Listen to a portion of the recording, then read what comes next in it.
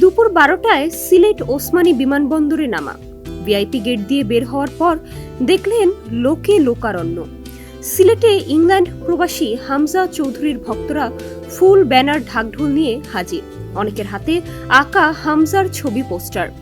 শত শত camera, mobile phone আর মানুষের ভিড় সামনে কয়েক মিনিট কিছু কথা বলার পর হামজা উঠে পড়েন হবিগঞ্জের বাহুবল উপজেলার স্নানঘাটের বাড়িতে যাওয়ার ছাদখোলা গাড়িতে। পথে পথে সমর্থকদের উচ্ছ্বাসের জোয়ারে ভেসে যাওয়া হামজা বিকেলে পৌঁছান নিজের গ্রামের বাড়িতে। সেখানে সংবর্ধনা দেওয়া হয় তাকে। তাকে যেভাবে বরণ করা হয়েছে, সে জনপ্রিয়তায় অনেকেই হামজাকে ক্রিকেটার সাকিব আল হাসানের সঙ্গে তুলনা করেছেন। ইংলিশ প্রিমিয়ার লিগে খেলা হামজার কাছে সাকিবের সঙ্গে তুলনায় রয়েছে আপত্তি।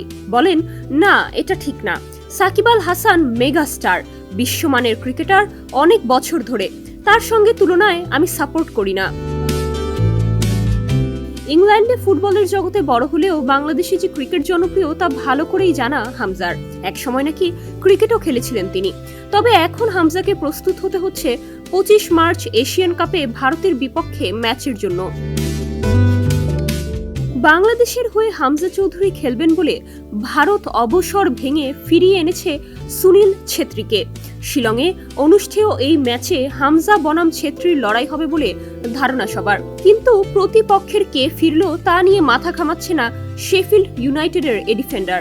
বলেন, আমি তার খেলা দেখিনি, আমি শুনেছি তিনি ভালো ফুটবলার, তবে আমরা ভারত নিয়ে ভাবছি না। ইনশাল্লাহ আমরা ভারতের বিপক্ষে জিতব। ইংল্যান্ড অনূর্ধ্ব 21 দলের হয়ে খেলেছিলেন 7 ম্যাচ। 2019 সালের পর আন্তর্জাতিক ফুটবলের সেই স্বাদ আর পাননি। বাংলাদেশি হয়ে যাওয়ায় দীর্ঘদিন পর আন্তর্জাতিক ফুটবলে ফিরছেন হামজা।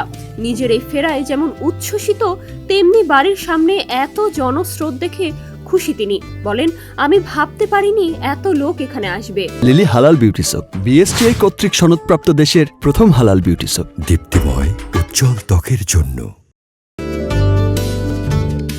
11 বছর পর নিজের গ্রামে এসেছেন।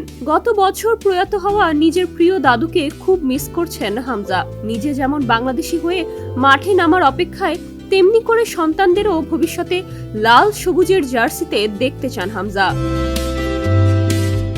ডেস্ক রিপোর্ট, সমকাল।